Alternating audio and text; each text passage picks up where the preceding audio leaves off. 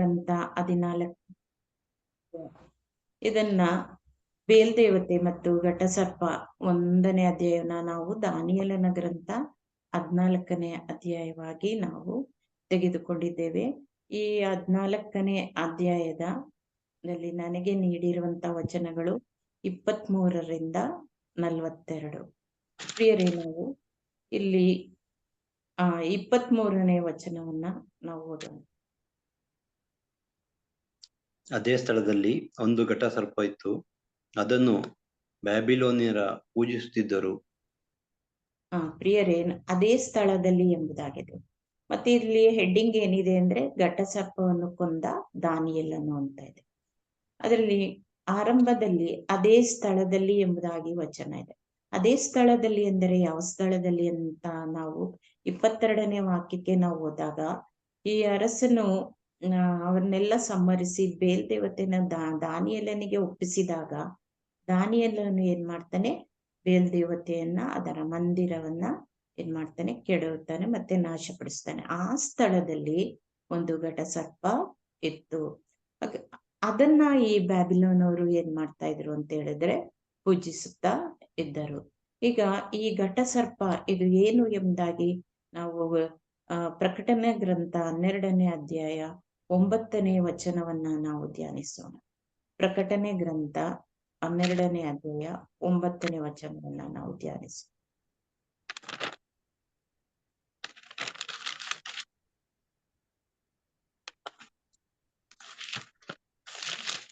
ಪ್ರಿಯರೇ, ಅಲ್ಲಿ ವಚನ ಹೀಗಿದೆ: ಸಮಸ್ತ ಜಗತ್ತನ್ನು ವಂಚಿಸಿದ ಆ ಮಹಾಘಟ ಸರ್ಪವನ್ನು ಭೂಮಿಗೆ ತಳ್ಳಲಾಯಿತು. ಈ ಪುರಾತನ ಸರ್ಪಕ್ಕೆ ಪಿಶಾಚಿ ಎಂತಲೂ ಸೈತಾನ ಎಂತಲೂ ಹೆಸರು. ಅದರ ದೂತರನ್ನು ಅದರೊಡನೆ ತಳ್ಳಲಾಯಿತು. ಪ್ರಿಯರೇ, ಇದನ್ನ ನಾವು ನೋಡಿದಾಗ ಈ ಪುರಾತನ ಸರ್ಪಕ್ಕೆ, ಇದನ್ನ ಘಟ ಸರ್ಪಕ್ಕೆ ಪಿಶಾಚಿ ಅಂತ ಹೆಸರಿತ್ತು, ಮತ್ತೆ ಸೈತಾನ ಅಂತಲೂ ಹೆಸರಿತ್ತು. ಇದನ್ನ ಏನ್ ಮಾಡ್ತಾ ಇದ್ರು ಅಂತ ಹೇಳಿದ್ರೆ ಬ್ಯಾಬಿಲೋನ್ ಅವರು ಏನ್ ಮಾಡ್ತಾ ಇದ್ರು, ಅದು ಪೂಜಿಸ್ತಾ ಇದ್ರು. ಹಾಗೆ ನಾವು ಈ ಬೇಲ್ದೇವತೆ ಮತ್ತು ಘಟಸರ್ಪ 1ನೇ ಅಧ್ಯಾಯ 24 ಮತ್ತು 25ನೇ ವಚನವನ್ನ ಓದೋಣ. ಅರಸನು ದಾನಿಯೇಲನಿಗೆ, ಇದು ಕೂಡ ಕಂಚಿನದೇ ಎಂದು ಹೇಳಬಲ್ಲೆಯಾ? ನೋಡು, ಅದು ಜೀವಂತವಾಗಿದೆ, ತಿನ್ನುತ್ತದೆ, ಕುಡಿಯುತ್ತದೆ. ಈಗ ಅದು ಜೀವವುಳ್ಳ ದೇವರಲ್ಲ ಎಂದು ಹೇಳಲಾಗದು. ಆದುದರಿಂದ ಅದನ್ನು ಆರಾಧಿಸು ಎಂದ. ಅದಕ್ಕೆ ದಾನಿಯೇಲನು, ನನ್ನ ದೇವರಾದ ಸರ್ವೇಶ್ವರನನ್ನು ಮಾತ್ರ ನಾನು ಆರಾಧಿಸುತ್ತೇನೆ, ಅವರೇ ಜೀವಸ್ವರೂಪರಾದ ದೇವರು. ಪ್ರಿಯರಲ್ಲಿ, ನಾವು ನೋಡೋದಾದ್ರೆ ಇದನ್ನ ಇದು ಅರಸ ಮತ್ತೆ ದಾನಿಯೇಲನಿಗೆ ಇರುವಂತಹ ಈ ವಾದ. ಇದನ್ನ ನಾವು ನೋಡೋದಾದ್ರೆ ಇಲ್ಲಿ ಬೇಲ್ದೇವತೆ ಮತ್ತೆ ಘಟಸರ್ಪ ಅದರಲ್ಲಿ 1ನೇ ಅಧ್ಯಾಯ 7ನೇ ವಚನವನ್ನ ನಾವು ನೋಡಿದಾಗ ಅಲ್ಲಿ ದಾನಿಯೇಲನು ಏನ್ ಹೇಳ್ತಾನೆ ಅಂತ ಹೇಳಿದ್ರೆ, ಬೇಲ್ದೇವತೆಯನ್ನ ಈ ಬ್ಯಾಬಿಲೋನ್ ಅವರು ಪೂಜಿಸ್ಬೇಕಾದ್ರೆ ದಾನಿಯೇಲನು ಹೇಳ್ತಾನೆ, ಅರಸರೇ ಮೋಸ ಹೋಗ್ಬೇಡಿ. ಈ ಬೇಲ್ದೇವತೆ ಏನಂತ ಹೇಳಿದ್ರೆ ಇದು ಒಳಗೆ ಮಣ್ಣು ಮತ್ತೆ ಹೊರಗೆ ಕಂಚಿನಿಂದ ಅದು ಮಾಡಲಾಗಿದೆ, ಅದು ತಿನ್ನುವುದಿಲ್ಲ ಕುಡಿಯುವುದಿಲ್ಲ ಎಂದು ದಾನಿಯೇಲನು ಅರಸನಿಗೆ ಹೇಳುದನ್ನ ಅದಲ್ಲಿ ನಾವು ಕಾಣ್ತೇವೆ ಆ ವಚನದಲ್ಲಿ. ಅದಕ್ಕೆ ಅರಸನು ಏನ್ ಮಾಡ್ತಾನೆ ಅಂತ ಹೇಳಿದ್ರೆ ವಿವೇಕವನ್ನ ಉಪಯೋಗಿಸಿ, ಓಹೋ, ದಾನಿಯೇಲನು ಇದನ್ನ ಕಂಚಿನಿಂದ ಮಾಡಲಾಗಿದೆ, ಮಣ್ಣಿನಿಂದ ಮಾಡಲಾಗಿದೆ, ಅದು ತಿನ್ನುವುದಿಲ್ಲ ಕುಡಿಯುವುದಿಲ್ಲ ಅಂತ ಹೇಳ್ಬಿಟ್ಟು ಆ ವಚನವನ್ನ ನನ್ಗೆ ಪುನಃ ಇವನು ರಿಪೀಟ್ ಮಾಡ್ತಾನೆ ಅಂತ ಹೇಳ್ಬಿಟ್ಟು ಅರಸ ಏನ್ ಮಾಡ್ತಾನೆ, ತಕ್ಷಣ ನೋಡು, ಈ ಘಟಸರ್ಪ ಕಂಚಿನದ್ದೇ ಎಂಬುದಾಗಿ ಹೇಳ್ತೀಯ, ನೋಡಿ ಇದು ತಿನ್ನುತ್ತೆ ಮತ್ತೆ ಕುಡಿಯುತ್ತೆ, ಮತ್ತೆ ಇದಕ್ಕೆ ಜೀವ ಇದೆ, ಜೀವಂತ ಆಗಿದೆ, ಅದರಿಂದ ಜೀವವುಳ್ಳ ದೇವರಲ್ಲ ಅಂತ ನೀನು ಹೇಳ್ಬೇಡ, ಹೇಳುವುದಕ್ಕೆ ಆಗುವುದೇ ಇಲ್ಲ. ಏಕೆಂದ್ರೆ ಬೇಲ್ದೇವತೆ ಅದು ತಿನ್ನಲ್ಲ ಕುಡಿಯಲ್ಲ, ಆದ್ರೆ ಇದು ತಿನ್ನುತ್ತೆ ಕುಡಿಯುತ್ತೆ, ಆದ್ರಿಂದ ಇದನ್ನ ಆರಾಧಿಸುವುದಕ್ಕೆ ಆಗದೇ ಇಲ್ಲ ಅಂತ ಹೇಳಕ್ಕಾಗಲ್ಲ, ನೀನು ಆರಾಧಿಸು ಅಂತ ಅರಸ ಹೇಳ್ತಾನೆ. ಅದಕ್ಕೆ ದಾನಿಯೇಲನು ಏನೇನು ಹೇಳ್ತಾನೆ ಅಂತೆ, ನನ್ನ ದೇವರಾದ ಸರ್ವೇಶ್ವರನನ್ನು ಮಾತ್ರ ನಾನು ಆರಾಧಿಸುತ್ತೇನೆ, ಅವರೇ ಜೀವ ಸ್ವರೂಪನಾದ ದೇವರು ಅಂತ ಹೇಳ್ತಾರೆ. ಪ್ರಿಯರೇ, ಇಲ್ಲಿ ನಾವು ನೋಡುವುದಾದರೆ ದಾನಿಯೇಲನಿಗೆ ಎಷ್ಟೊಂದು ವಿಶ್ವಾಸ, ಎಷ್ಟೊಂದು ಇದು ಇದೆ ನೋಡಿ. ಅವರಿಗೆ ಇರುವಂತ ಆ ವಿಶ್ವಾಸ ಜೀವವುಳ್ಳವರಾದ ಆ ದೇವರನ್ನ ಸ್ತುತಿಸುವುದು, ಆರಾಧಿಸುವುದು. ಅದೇ ನಮ್ಮ ವಿಶ್ವಾಸವು ಸಹ ಅಷ್ಟೇ ದೃಢವಾಗಿ ಇದೆಯಾ ಎಂಬುದಾಗಿ ನಾವು ಪರಿಶೀಲಿಸೋಣ. ಅದೇ ನಾವು ವಿಮೋಚನಾ ಕಾಂಡ 20ನೇ ಅಧ್ಯಾಯ 4ನೇ ವಚನದಲ್ಲಿ ನಾವು ಹೀಗೆ ಓದುತ್ತೇವೆ. ಆಕಾಶದಲ್ಲಾಗಲಿ ಭೂಮಿಯಲ್ಲಾಗಲಿ ಭೂಮಿಯ ಕೆಳಗಿನ ನೀರಿನಲ್ಲಾಗಲಿ ಇರುವ ಯಾವುದರ ರೂಪವನ್ನು ಅದರ ವಿಗ್ರಹವನ್ನು ಮಾಡಿಕೊಳ್ಳಬೇಡ, ಅವುಗಳಿಗೆ ಅಡ್ಡ ಬೀಳಬೇಡ, ಅವುಗಳನ್ನ ಆರಾಧಿಸಬೇಡ ಎಂಬುದಾಗಿ. ಪ್ರಿಯರೇ, ನಾವು ಈ ವಾಗ್ದಾನವನ್ನ ದಾನಿಯೇಲನು ಇಲ್ಲಿ ಏನ್ ಮಾಡ್ತಾನೆ ಅಂತ ಹೇಳಿದ್ರೆ ನೆರವೇರಿಸ್ತಾನೆ. ಮತ್ತೆ ಸ್ವತಃ ಅವನು ವಿಶ್ವಾಸದಲ್ಲಿ ದೃಢವಾಗಿ ಇರ್ತಾನೆ. ಪ್ರಿಯರೇ, ಇಂಥ ಸಂದರ್ಭಗಳು ನಮಗೆ ಎದುರಾಗಿ ಬರುತ್ತೆ. ಅನೇಕ ಸಂದರ್ಭದಲ್ಲಿ ನಾವು ಕುಗ್ಗುವಂತ ಒಂದು ಅವಸ್ಥೆ, ಯಾವಾಗ ನಮಗೆ ಕಷ್ಟಗಳು ಬರುತ್ತೆ, ಆ ಕಷ್ಟಗಳಿಂದ ನಾವು ತಪ್ಪಿಸಿಕೊಳ್ಳುವುದಕ್ಕೆ ಏನ್ ಮಾಡ್ತೇವೆ ಅಂತ ಹೇಳಿದ್ರೆ, ಇಂತಹ ಅನುಭವಗಳು ಬಂದಾಗ ನಾವು ಏನ್ ಮಾಡ್ಬಿಡ್ತೇವೆ, ಕುಗ್ಗಿ ಹೋಗುತ್ತೆ. ಪ್ರಿಯರೇ, ನನಗೊಂದು ಈ ರೀತಿ ಒಂದು ಅನುಭವ ಆಗಿತ್ತು. ಏನಂತ ಹೇಳಿದ್ರೆ, ಕೆಲವು ವರ್ಷಗಳ ಹಿಂದೆ ನಮ್ಮ ಮನೆಗೆ ಒಂದಿಬ್ರು ಸಹೋದರರು ಬಂದಿದ್ರು. ಆಗ ಅವ್ರು ಹೇಳಿದ್ರು, ಅಂದ್ರೆ ನಾನು ಪ್ರೇಯರ್ ಗ್ರೂಪ್ ಅಲ್ಲಿ ಇದ್ದೀನಿ ಅಂತ ಅವ್ರಿಗೇನೋ ಗೊತ್ತಾಗಿತ್ತೋ ಏನೋ ಗೊತ್ತಿಲ್ಲ. ಹಾಗಾಗಿ ಅವರು ಏನ್ ಮಾಡಿದ್ರು ಅಂತ ಹೇಳಿದ್ರೆ ನಮ್ಮ ಮನೆಗೆ ಬಂದ್ರು. ನಮ್ಮ ಮನೆಗೆ ಬಂದಾಗ ಅವರು ಸ್ವಲ್ಪ ಈ ಮಿಸ್ ಫ್ರೀ ಇದ್ದೀರಾ ಅಂತೆಲ್ಲ ಕೇಳಿದಾಗ ನಾನು ಮಾಡ್ಕೊಂಡೆ. ಆಮೇಲೆ ಬೈಬಲ್ ಸಹ ತಂದಿದ್ರು.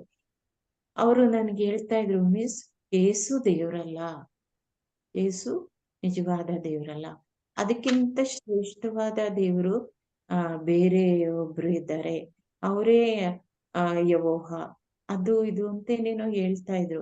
ಆದ್ರೆ ಇವ್ರು ನಂಗೆ ಪರಿಚಯ ಇರೋದ್ರಿಂದ ಇವ್ರನ್ನ ನಾನೇನ್ ಮಾಡೋದು ಅಂತ ನನ್ಗೆ ಒಂದ್ ಸ್ವಲ್ಪ ನಾನು ಯೋಚಿಸಿ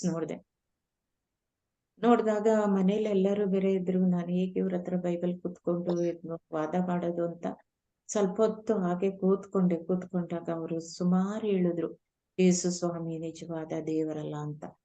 ಆದ್ರೆ ನನ್ಗೆ ಒಂಥರ ಭಯ ಆಗ್ತಾ ಇತ್ತು, ಇದೇನು ಇವ್ರು ಈ ತರ ಹೇಳ್ತಾ ಇದಾರೆ. ಆದ್ರೂ ಅಷ್ಟು ಕೇಳಿಸ್ಕೊಂಡೆ. ಆದ್ರೆ ನಾನೇನ್ ಹೇಳ್ದೆ, ನನಗೆ ನಿಮ್ಮ ಅವಶ್ಯಕತೆ ಇದ್ರೆ ನಾನು ಫೋನ್ ಮಾಡ್ತೀನಿ. ಆದ್ರೆ ನಾನು ಇಷ್ಟು ವರ್ಷಗಳ ಅವರಿಗೂ ಓದಿದ್ದು, ನಾನು ಕಲ್ತಿದ್ದು ಎಲ್ಲ ನೋಡಿದ್ರೆ ನಿಜವಾದ ದೇವರ ಯೇಸು ಸ್ವಾಮಿ, ಅದನ್ನ ಬಿಟ್ರೆ ನನ್ಗೆ ಬೇರೆ ದೇವ್ರಿಲ್ಲ ಅಂತ ನನಗ್ ಗೊತ್ತಾದ್ರೆ ನೀವು ಬೇರೆ ಹೇಳ್ತಾ ಇದ್ದೀರಾ, ಅದರಿಂದ ನಿಮ್ಮ ಅವಶ್ಯಕತೆ ಇದ್ರೆ ನಾನು ಫೋನ್ ಮಾಡ್ತೀನಿ ಅಂತ. ಆಮೇಲೆ ಅಲ್ಲಿ ಒಂದ್ ಸ್ಥಳ ಇದೆ, ಅಲ್ಲಿ ಒಂದ್ಸರಿ ಹೋಗೋಣ ಅಂತಂದ್ರು. ನಾನು ಫೋನ್ ಮಾಡ್ತೀನಿ ಯಾವ್ದಕ್ಕೂ ಅಂತ ಹೇಳ್ಬಿಟ್ಟು ನಾನು ಅವ್ರನ್ನ ಕಳ್ಸ್ಕೊಟ್ಟೆ. ಪ್ರಿಯರೇ, ಹೀಗಾಗಿದೆ. ಯಾವ ಸಮಯದಲ್ಲಿ ನಮ್ಗೆ ಕುಗ್ಗಿ ಹೋಗ್ಲಿಕ್ಕೆ, ಯೇಸು ಸ್ವಾಮಿಯಿಂದ ದೂರ ಇರ್ಲಿಕ್ಕೆ ನಮ್ಗೆ ಯಾವ ಸಂದರ್ಭಗಳು ಈ ತರ ಒದಗಿ ಬರುತ್ತೆ ನಮ್ಗೆ ಗೊತ್ತಿಲ್ಲ. ಆದರೆ ನಮ್ಮ ವಿಶ್ವಾಸ ಏನಾಗಿರ್ಬೇಕು ಅಂತ ಹೇಳಿದ್ರೆ ದೃಢವಾಗಿರ್ಬೇಕು. ಯಾವಾಗ ನಮ್ಮ ವಿಶ್ವಾಸ ಈ ದಾನಿಯೇಲನಂತೆ ದೃಢವಾಗಿದ್ರೆ ನಾವು ಸ್ವಾಮಿ ಯೇಸುನಲ್ಲಿ ಒಂದಾಗಿರ್ತೇವೆ. ನಮ್ಮ ವಿಶ್ವಾಸ ಏನಾದ್ರೂ ಒಂದು ಸರಿ ದುರ್ಬಲವಾಗಿ ಆಗ್ಬಿಟ್ರೆ ಆಗ ನಾವು ಏನಾಗ್ತೀವಿ ಅಂತ ಹೇಳಿದ್ರೆ ಬಿದ್ದು ಹೋಗ್ತೀವಿ. ಅದರಿಂದ ಪ್ರಿಯರೇ, ನಾವು ಬೇರೆಯವರ ವದಂತಿಗಳಿಗೆ ಕಿವಿ ಕೊಡದೆ ದಾನಿಯೇಲನಂತೆ ಅರಸನ ಮುಂದೆ ಹೇಗೆ ಅವನು ದೃಢವಾಗಿ ಅವನ ವಿಶ್ವಾಸವನ್ನ ದೃಢಪಡಿಸಿಕೊಂಡ, ಹಾಗೆ ನಮ್ಮ ವಿಶ್ವಾಸವನ್ನ ಯಾರಾದ್ರೂ ಬಂದ್ರೂ ಸಹ ನಮ್ಮ ವಿಶ್ವಾಸವೇ ನಮ್ಮ ದೇವರು ಯೇಸು ಸ್ವಾಮಿ ಅಂತ ಹೇಳಲಿಕ್ಕೆ ನಾವು ಆ ಒಂದು ಶಕ್ತರಾದಂತಹ ದೃಢ ವಿಶ್ವಾಸವನ್ನ ನಾವು ಪಡೆದುಕೊಳ್ಳಬೇಕು. ಪ್ರಿಯರೇ, ಈಗ ವಚನ 26ರಿಂದ 27 ಓದು. ರಾಜರೇ, ತಮ್ಮಿಂದ ಅಪ್ಪಣೆಯಾದರೆ ಕತ್ತಿ ಕೋಲುಗಳಿಲ್ಲದೆಯೇ ಈ ಸರ್ಪವನ್ನು ಸಂಹರಿಸಬಲ್ಲೆ ಎಂದ. ಅರಸನು ಅಪ್ಪಣೆ ಕೊಟ್ಟಿದ್ದೇನೆ ಎಂದ. ದಾನಿಯೇಲನು ತಾರೆ ಎಣ್ಣೆಯನ್ನು, ಕೊಬ್ಬನ್ನು ಹಾಗೂ ಕೂದಲನ್ನು ತೆಗೆದುಕೊಂಡು ಉಂಡೆಗಳನ್ನಾಗಿ ಮಾಡಿ ಸರ್ಪದ ಬಾಯೊಳಗೆ ಇಡುವಂತೆ ಮಾಡಿದ. ಸರ್ಪವು ಅದನ್ನು ತಿಂದದ್ದೇ ಹೊಟ್ಟೆಯೊಡೆದು ಸತ್ತು ಹೋಯಿತು. ಆಗ ದಾನಿಯೇಲನು, ನೀವು ಪೂಜಿಸುವ ದೇವರನ್ನು ನೋಡಿ ಎಂದ. ಪ್ರಿಯರೇ, ಇಲ್ಲಿ ನಾವು ನೋಡೋದಾದ್ರೆ ಅಲ್ಲಿ ಆ ದಾನಿಯೇಲನು ಏನ್ ಮಾಡ್ತಾನೆ ಅಂತ ಹೇಳಿದ್ರೆ, ಅವನು ಆ ತಾರೆಣ್ಣೆ, ಕೊಬ್ಬು ಮತ್ತೆ ಕೂದಲು ಈ ಉಂಡೆಯನ್ನ ಮಾಡ್ಬಿಟ್ಟು ಅದನ್ನ ಸರ್ಪಕ್ಕೆ ತಿನ್ನಿಸ್ತಾನೆ. ಅದನ್ನ ತಿನ್ನಿಸ್ಲಿಕ್ಕೆ ಮುಂಚೆ ಏನ್ ಮಾಡ್ತಾನೆ, ಅರಸನಿಂದ ಅಪ್ಪಣೆಯನ್ನ ಪಡೆದುಕೊಳ್ತಾನೆ. ಮತ್ತೆ ಹೇಳ್ತಾನೆ, ಇದನ್ನ ಯಾವುದೇ ಒಂದು ಕತ್ತಿ ಆಗ್ಲಿ, ಬರ್ಜಿ ಆಗ್ಲಿ, ಕೋಲಾಗ್ಲಿ, ಈಟಿ ಆಗ್ಲಿ, ಯಾವುದೇ ಒಂದು ಆ ಘಟಸರ್ಪ ಅಷ್ಟೇ ಶಕ್ತಿಯುತವಾಗಿತ್ತು. ಅದಕ್ಕಿಂತ ಉನ್ನತವಾದ ಯಾವುದೇ ಆಯುಧವನ್ನಾಗ್ಲಿ ನಾನು ಬಳಸಿ ಅದನ್ನ ನಾನು ಸಾಯಿಸಲ್ಲ. ಆದ್ರೆ ನೀವು ಏನಾದ್ರೂ ಅಪ್ಪಣೆ ಕೊಟ್ರೆ ನಾನು ಆ ಘಟಸರ್ಪವನ್ನ ಸಾಯಿಸ್ತೇನೆ ಅಂತ. ಆಗ ತಾರೆಣ್ಣೆ, ಕೊಬ್ಬು, ಕೂದಲು ಅದ್ರನ್ನ ತೆಗೆದುಕೊಂಡು ಅದನ್ನ ಉಂಡೆ ಮಾಡ್ಬಿಟ್ಟು ಆ ಘಟಸರ್ಪಕ್ಕೆ ಅವನ ಉಂಡೆಯನ್ನ ತಿನ್ನಿಸ್ತಾನೆ. ಆಗ ತಿನ್ನಿಸಿದಾಗ ಆ ಘಟಸರ್ಪ ಏನಾಗುತ್ತೆ, ಅದು ತಿನ್ನುತ್ತೆ. ತಿಂದ ತಕ್ಷಣ ಅದ್ರ ಹೊಟ್ಟೆ ಏನಾಗುತ್ತೆ ಅಂತ ಹೇಳಿದ್ರೆ ಒಡೆದೋಗುತ್ತೆ. ಪ್ರಿಯರೇ, ಆಗ ದಾನಿಯೇಲನು ಅರಸನಿಗೆ ಹೇಳ್ತಾನೆ, ನೋಡಿ, ನೀವು ಪೂಜಿಸ್ತಾ ಇದ್ದಂತ ದೇವರು ಇದು. ನಮ್ಮ ದೇವರು ಯಾರು ಸತ್ಯ ದೇವರು, ನಿಜ ದೇವರು. ಆದ್ರೆ ಈ ಘಟಸರ್ಪ ಏನಾಯ್ತು ಅಂತ ಹೇಳಿದ್ರೆ ಸತ್ತೋಯ್ತು. ಅದು ಅದರ ಹೊಟ್ಟೆ ಒಡೆದೋಯ್ತು. ಇಂಥ ದೇವರನ್ನ ನೀವು ಪೂಜಿಸ್ತಾ ಇದ್ದೀರಲ್ಲ, ನೋಡಿ ರಾಜರೇ ಅಂತ ಹೇಳ್ತೇನೆ. ಪ್ರಿಯರೇ, ಇವಳನ್ನು ಸಹ ವಂಚಿಸಿದ್ದು ಇದೇ ಸರ್ಪವಲ್ಲವೇ? ಅದರಿಂದ ನಾವು ಸರ್ಪಕ್ಕೆ ಮಾರು ಹೋಗದೆ, ಸರ್ಪದ ಕುತಂತ್ರಗಳಿಗೆ, ಜ್ಞಾನೋಕ್ತಿಗಳಲ್ಲಿ ನಾವು ನೋಡ್ತೇವೆ. ಅದು ಸೂಕ್ಷ್ಮ ಉಳ್ಳವಾದಂತ ಸ್ವಭಾವ ಸರ್ಪಕ್ಕೆ. ಅಂತಹ ಒಂದು ಕುಯುಕ್ತಿ ಇರುವಂತಹ ಸರ್ಪಕ್ಕೆ, ನಾವು ಸೈತಾನನಿಗೆ ನಾವು ಮಾರು ಹೋಗದೆ ನಾವು ಜೀವವುಳ್ಳ ದೇವರಿಗೆ ನಾವು ಮಾರಿ ಹೋಗೋಣ. ಆದ್ರೆ ಸರ್ವೇಶ್ವರ ಸ್ವಾಮಿ ನಮ್ಗೆ ಈ ರೀತಿ ನುಡಿಯುತ್ತಾರೆ, ಸೃಷ್ಟಿ ವಸ್ತುಗಳನ್ನ ಬಿಟ್ಟು ಸೃಷ್ಟಿಕರ್ತನನ್ನು ಆರಾಧಿಸು ಎಂಬುದಾಗಿ. ಹೌದು, ನಮ್ಮ ದೇವರು ಜೀವಂತ ದೇವರು. ಯುಗದ ಸಮಾಪ್ತಿವರೆಗೂ ನಾನು ನಿನ್ನೊಡನೆ ಎಂದು ಯಾವಾಗ್ಲೂ ಇರ್ತೇನೆ ಎಂದಾಗಿ ವಾಗ್ದಾನ ಮಾಡಿದ ದೇವರು. ನಿಜವಾಗಿಯೂ ನಾವು ಕೀರ್ತನೆ 91:13 ನಾವು ಓದೋದಾದ್ರೆ, ಸಿಂಹಗಳ ಮೇಲೂ ಸರ್ಪಗಳ ಮೇಲೂ ನಡೆವೆ, ಪ್ರಾಯದ ಸಿಂಹನು ಘಟ ಸರ್ಪವನ್ನು ತುಳಿದು ಬಿಡುವೆ. ಯಾವಾಗ? ದೇವರನ್ನ ನಾವು ಆಶ್ರಯಿಸಿದಾಗ. ಇಲ್ಲಿ ದಾನಿಯೇಲನು ದೇವರನ್ನ ಆಶ್ರಯಿಸಿದಾಗ ಇವನು ಘಟಸರ್ಪವನ್ನು ಏನ್ ಮಾಡ್ತಾನೆ ಅಂತ ಹೇಳಿದ್ರೆ ಸಾಯಿಸಲು ಅವನು ಶಕ್ತನಾಗ್ತಾನೆ.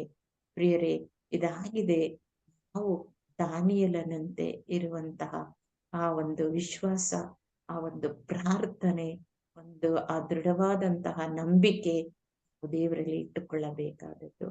ಪ್ರಿಯರೇ, ನಾವು ಹಾಗೆ ವಚನವನ್ನು ಮುಂದುವರಿಸಿ 28ರಿಂದ 30ರವರೆಗೆ ಓದೋಣ. ಬಾಬಿಲೋನಿನವರು ಇದನ್ನು ಕೇಳಿ ಕಡುಕೋಪಗೊಂಡರು. ಅರಸನ ವಿರುದ್ಧ ಒಟ್ಟುಗೂಡಿಕೊಂಡು, ರಾಜನು ಯಹೂದ್ಯರ ಮತಕ್ಕೆ ಸೇರಿಬಿಟ್ಟಿದ್ದಾನೆ, ಅವನು ಬೇಲ್ ದೇವತೆಯನ್ನು ಕೆಡವಿ ಹಾಳು ಮಾಡಿದ್ದಾನೆ, ಘಟ ಸರ್ಪವನ್ನು ಕೊಂದು ಹಾಕಿದ್ದಾನೆ, ಪೂಜಾರಿಗಳನ್ನು ಕೊಲ್ಲಿಸಿದ್ದಾನೆ ಎಂದು ಮಾತನಾಡಿಕೊಂಡು ಅರಸನ ಬಳಿಗೆ ಬಂದರು. ದಾನಿಯೇಲನನ್ನು ನಮಗೆ ಒಪ್ಪಿಸಿಬಿಡಿ, ಇಲ್ಲವಾದರೆ ನಿಮ್ಮನ್ನು ನಿಮ್ಮ ಮನೆಯವರನ್ನು ಕೊಲ್ಲುತ್ತೇವೆ ಎಂದು ಕೂಗಾಡಿದರು. ಅವರು ಬಹಳವಾಗಿ ಒತ್ತಾಯಪಡಿಸುತ್ತಿರುವುದನ್ನು ಕಂಡ ಅರಸನು ಬಲವಂತಕ್ಕೆ ಒಳಪಟ್ಟು ದಾನಿಯೇಲನನ್ನು ಅವರ ಕೈಗೆ ಒಪ್ಪಿಸಿಬಿಟ್ಟನು. ಪ್ರಿಯರೇ, ಇದಾದ್ಮೇಲೆ ಏನಾಗುತ್ತೆ ಅಂತ ಹೇಳಿದ್ರೆ, ಬ್ಯಾಬಿಲೋನ್ ಜನರೆಲ್ಲ ಒಟ್ಟಾಗಿ ಸೇರ್ಕೊಬಿಡ್ತಾರೆ. ಒಟ್ಟಾಗಿ ಸೇರ್ಬಿಟ್ಟು ಅರಸನ ವಿರುದ್ಧ ಅವ್ರು ಏನ್ ಮಾಡ್ತಾರೆ ಅಂತ ಹೇಳಿದ್ರೆ ಕೂಗಾಡ್ತಾರೆ. ಇದನ್ನ ನಾವು ಹೊಸ ಒಡಂಬಡಿಕೆಯಲ್ಲಿ ನೋಡಿದಾಗ, ಸ್ವಾಮಿ ಯೇಸುವನ್ನ ಆ ಶಿಲ್ಬೆಗೆ ಏರಿಸಿದಾಗ ಆ ಯಹೂದ್ಯರು, ಅರಸರು ಮತ್ತೆ ಆ ಯಾಜಕರೆಲ್ಲರೂ ಏನ್ ಮಾಡ್ಬಿಡ್ತಾರೆ ಅಂತ ಹೇಳಿದ್ರೆ ಒಟ್ಟಾಗಿ ಸೇರ್ಕೊಂಡು ಅಂತಹ ಒಂದು ಮನಸ್ಥಿತಿ ಇಲ್ಲಿಯೂ ಸಹ ನಾವು ನೋಡುತ್ತೇವೆ. ಆಮೇಲೆ ಇಲ್ಲಿ ಈ ಬ್ಯಾಬಿಲೋನ್ ಅವರು ಏನ್ ಮಾಡ್ತಾರೆ ಅಂತ ಹೇಳಿದ್ರೆ ರಾಜನನ್ನ ದೂರ್ಲಿಕ್ಕೆ ಶುರು ಮಾಡ್ತಾರೆ. ರಾಜನು ಯಹೂದಿಯ ಮತಕ್ಕೆ ಸೇರ್ಕೊಬಿಟ್ಟಿದ್ದಾನೆ, ಬ್ಯಾಬಿಲೋನ್ ದೇವತೆಯನ್ನ ಕೆಡವಿ ಹಾಕ್ಬಿಟ್ಟಿದ್ದಾನೆ, ಅದನ್ನ ನಾಶ ಮಾಡ್ಬಿಟ್ಟಿದ್ದಾನೆ, ಘಟಸರ್ಪವನ್ನು ಕೊಂದಾಕ್ಬಿಟ್ಟಿದ್ದಾನೆ, ನಾವು ಪೂಜಿಸ್ತಾ ಇದ್ದಿದ್ದು ಇವೆಲ್ಲವೂ, ಆಮೇಲೆ ಪೂಜಾರಿಗಳನ್ನೆಲ್ಲ ಕೊಲ್ಲಿಸ್ಬಿಟ್ಟಿದ್ದಾನೆ ಅಂತ ಹೇಳ್ಬಿಟ್ಟು ಈ ಬ್ಯಾಬಿಲೋನೆಲ್ಲ ರಾಜನ ಮೇಲೆ ಅಪವಾದ ಮಾಡ್ತಾರೆ. ಅದರಿಂದ ಅವಾಗ ಈ ದಾನಿಯೇಲನನ್ನ ನಮ್ಮ ಕೈಗೆ ಒಪ್ಪಿಸಿ ಅಂತ ಹೇಳ್ಬಿಟ್ಟು ಎಲ್ಲರೂ ಈ ಅರಸರ ಹತ್ರ ಹೋಗ್ತಾರೆ. ದಾನಿಯೇಲನನ್ನ ಒಪ್ಪಿಸಿ, ಇಲ್ಲ ಅಂತ ಹೇಳಿದ್ರೆ ನಾವು ನಿಮ್ಮನ್ನು ಮತ್ತೆ ನಿಮ್ಮ ಕುಟುಂಬವನ್ನ ನಾಶ ಮಾಡ್ತೇವೆ, ಕೊಲ್ಬಿಡ್ತೇವೆ ಅಂತ ಹೇಳ್ಬಿಟ್ಟು ಕೂಗಾಡ್ತಾರೆ. ಆಗ ಅವರ ಬಲವಂತಕ್ಕೆ ಒಳಪಟ್ಟು ಅರಸ ಏನ್ ಮಾಡ್ತಾನೆ ಅಂತ ಹೇಳಿದ್ರೆ ದಾನಿಯೇಲನನ್ನ ಅವರ ವಶಕ್ಕೆ ಏನ್ ಮಾಡ್ತಾರೆ, ಕೈಗೆ ಒಪ್ಪಿಸ್ತಾರೆ. ಪ್ರಿಯರೇ, ನಾವು ಹೊಸ ಒಡಂಬಡಿಕೆಯಲ್ಲೂ ನಾವು ಅದನ್ನೇ ನೋಡ್ತೇವೆ. ಅಲ್ಲಿ ಯಹೂದ್ಯರೆಲ್ಲ ಕೂಗಾಡ್ತಾರೆ, ಜೋರ್ ಕೂಗಾಡ್ತಾರೆ, ಗಲಭೆ ಮಾಡ್ತಾರೆ. ಆಮೇಲೆ ಪಿಲಾತನ ಅರಸನನ್ನ ನಿಂದಿಸ್ತಾರೆ. ಆಮೇಲೆ ಯೇಸುವನ್ನು ಸಹ ಶಿಲ್ಬೆಗೇರಿಸಿ ಅಂತ ಕೂಗಾಡ್ತಾರೆ. ಇದನ್ನೆಲ್ಲ ನೋಡ್ಬಿಟ್ಟು ಅವರಲ್ಲಿ ತಪ್ಪಿಲ್ಲದಿದ್ರು ರಾಜ ಏನ್ ಮಾಡ್ತಾನೆ ಅಂತ ಹೇಳಿದ್ರೆ ಆ ಪಿಲಾತ ಅರಸ ಯೇಸುವನ್ನ ಶಿಲ್ಬೆಗೇರಿಸಲು ಅವರ ಕೈಗೆ ಒಪ್ಪಿಸ್ತಾನೆ. ಇಲ್ಲೂ ಈ ಬ್ಯಾಬಿಲೋನ್ ಅರಸ ದಾನಿಯೇಲನ ಯಹೂದ್ಯರ ಕೈಗೆ ಒಪ್ಪಿಸಿದನು. ಪ್ರಿಯರೇ, ಇಂಥ ಸವಾಲುಗಳು ನಮ್ಗೆ ಏನಾಗ್ತವೆ ಅಂತ ಹೇಳಿದ್ರೆ ಆದಾಗ ನಾವು ಕುಗ್ಗದೆ, ನಿರಾಶರಾಗದೆ, ನಿರಂತರವಾಗಿ ನಾವು ಪ್ರಾರ್ಥಿಸಿದ ವಿಶ್ವಾಸದ ಇಂದ ಇರೋಣ. ಆಗ್ಲೇ ನಮ್ಗೆ ಒಂದು ಮುಕ್ತಿ. ಅಕಸ್ಮಾತ್ ಆಗಿ ಇಲ್ಲಿ ದಾನಿಯೇಲನನ್ನ ಒಪ್ಪಿಸದಿದ್ರೆ, ಯೇಸುವನ್ನ ಒಪ್ಪಿಸದಿದ್ರೆ ನಮ್ಗೆ ಒಂದು ನಿತ್ಯ ಜೀವ ಇಲ್ಲಿ ನಮ್ಗೆ ಯೇಸುವಿನಿಂದ ಸಿಗ್ತಾ ಇರ್ಲಿಲ್ಲ ಎಂಬುದಾಗಿ ನಾವು ಇದರನ್ನ ದೃಢಪಡಿಸಿಕೊಳ್ಳೋಣ. ಪ್ರಿಯರೇ, ನಾವು ವಿಶ್ವಾಸದಲ್ಲಿ ಕುಗ್ಗದೆ ದಾನಿಯೇಲನಂತೆ ಮತ್ತೆ ಸ್ವಾಮಿ ಯೇಸುವಿನಂತೆ ನಾವು ಪಿತ ದೇವರ ಚಿತ್ತವನ್ನ ಅರಿತುಕೊಳ್ಳಲು ನಾವು ಪ್ರಯತ್ನಿಸೋಣ. ಹಾಗೂ ವಚನವನ್ನ ಮುಂದುವರಿಸಿ 31, 32 ಅನ್ನ ನಾವು ಓದೋಣ. ಸಿಂಹದ ಗುಹೆಯಲ್ಲಿ ದಾನಿಯೇಲ ಎಂಬುದಾಗಿ ಹೆಡ್ಡಿಂಗ್ ಇದೆ. ಸಿಂಹದ ಗುಹೆಯಲ್ಲಿ ದಾನಿಯೇಲ. ಅವರು ದಾನಿಯೇಲನನ್ನು ತೆಗೆದುಕೊಂಡು ಹೋಗಿ ಸಿಂಹಗಳ ಗವಿಯಲ್ಲಿ ಹಾಕಿದರು. ಅಲ್ಲಿ ಅವನು 6 ದಿನ ಇದ್ದ. ಆ ಗವಿಯಲ್ಲಿ 7 ಸಿಂಹಗಳಿದ್ದವು.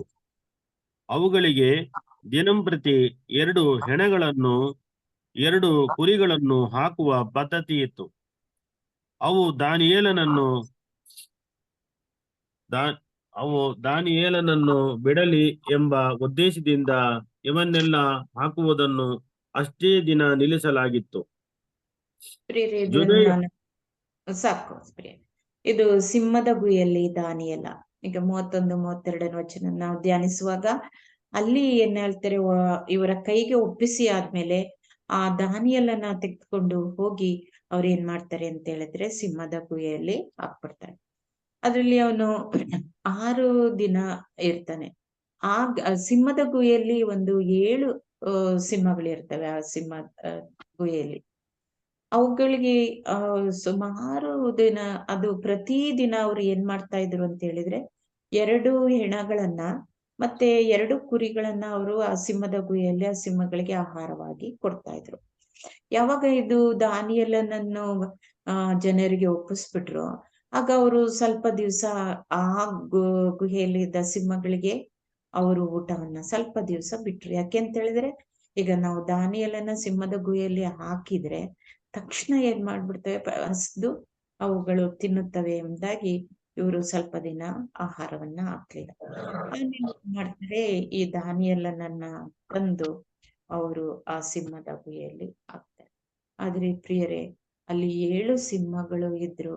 ಅವು ದಾನಿಯೇಲನನ್ನು ಒಂದು ಚೂರು ಏನ್ ಮಾಡ್ಲಿಲ್ಲ, ಒಂದು ಚೂರು ಸಹ 6 ದಿನಗಳಿದ್ರು ಆ ದಾನಿಯೇಲನನ್ನ ಮುಟ್ಟಲಿಲ್ಲ. ಪ್ರಿಯರೇ, ಎಷ್ಟೊಂದು ಸ್ವಾಮಿ ದೇವರು ಅಂತಹ ಒಂದು ಶಕ್ತಿಯನ್ನ ಸಿಂಹಕ್ಕಿಂತಹ 7 ಸಿಂಹಕ್ಕಿಂತಹ ಶಕ್ತಿಯಲ್ಲಿ ದೇವರು ಪ್ರದರ್ಶಿಸಿದ್ದಾರೆ ಎಂದಾಗ, ಪ್ರಿಯರೇ, ನಾವು ಇತ್ತೀಚಿನ ದಿನಗಳಲ್ಲಿ ನಾವು ನೋಡೋದಾದರೆ, ನಾವು ಒಂದು ಮಗುನ ಶಾಲೆಗೆ ಸೇರಿಸ್ಬೇಕಾದ್ರೆ ಒಂದು ಇನ್ಫ್ಲೂಯೆನ್ಸ್ ಬೇಕು. ಒಂದು ಗೌರ್ಮೆಂಟ್ ಕೆಲಸ ಸಿಗ್ಬೇಕಾದ್ರೆ ಅಷ್ಟು ಲಂಚ ಕೊಡ್ಬೇಕು, ಮತ್ತೆ ಅಷ್ಟು ಇನ್ಫ್ಲೂಯೆನ್ಸ್ ಕೊಡ್ಬೇಕು. ಆದ್ರೆ ಇಲ್ಲಿ ಏನಾಗಿದೆ ಅಂತ ಹೇಳಿದ್ರೆ ಯಾವ ಒಂದು ಇನ್ಫ್ಲೂಯೆನ್ಸ್ ಇಲ್ಲದೆ ಆ ದೇವರು ನೋಡಿ ಎಷ್ಟೊಂದು ಒಳ್ಳೆ ಕೆಲಸವನ್ನ ದೇವರು ನಮ್ಗೆ ಮಾಡಿ, ಈ ದಾನಿಯೇಲನಂತೆ ದೇವರೊಂದಿಗೆ ಒಂದು ಸಂಬಂಧ ಇದ್ರೆ, ಒಂದು ಕಾಂಟ್ಯಾಕ್ಟ್ ನಮ್ಗೆ ಇದ್ರೆ, ನಮ್ಗೆ ಯಾವ ಇನ್ಫ್ಲೂಯೆನ್ಸ್ ಬೇಡ. ದೇವರೇ ನಮ್ಗೆ ಒಂದು ದೊಡ್ಡ ಇನ್ಫ್ಲೂಯೆನ್ಸ್ ಆಗಿ ಅವರೇ ನಮ್ಮ ಪಕ್ಕಕ್ಕೆ ಬರ್ತಾರೆ. ನಮ್ಗೆ ಯಾವ ತೊಂದರೆ ಆಗೋದಿಲ್ಲ. ನಮ್ಗೆ ಆಗಬೇಕಾದಂತ ಕೆಲಸಗಳು ರಾಗವಾಗಿ ಲೋಕದಲ್ಲಿ ಆಗುತ್ತೆ. ಅದರಿಂದ ನಾವು ನಿಜವಾಗಿಯೂ ದೇವರ ಹತ್ರ ಈ ಕಾಂಟ್ಯಾಕ್ಟ್, ದೇವರೊಡನೆ ಸಂಬಂಧ ಇಟ್ಕೋಬೇಕು. ಹೇಗೆ ದಾನಿಯೇಲನ ಇಟ್ಕೊಂಡಿದ್ನೋ ಅದೇ ಸಂಬಂಧವನ್ನ ನಾವು ದೇವರ ಹತ್ರ ಇಟ್ಕೊಂಡ್ರೆ ನಮ್ಗೆ ಯಾವ ಒಂದು ರೋಮನೂ ಸಹ ಯಾರು ಅಲ್ಲಾಡಿಸ್ಲಿಕ್ಕೆ ಆಗಲ್ಲ. ಅದರಿಂದ ಪ್ರಿಯರೇ, ನಾವು ದಾನಿಯೇಲನಂತೆ ದೇವರಲ್ಲಿ ವಿಶ್ವಾಸವನ್ನ, ಸಂಪರ್ಕವನ್ನ ಇಟ್ಟುಕೊಳ್ಳೋಣ. ಪುನಃ ವಚನವನ್ನ ಮುಂದುವರಿಸೋಣ. 33ರಿಂದ 38 ಓದೋಣ.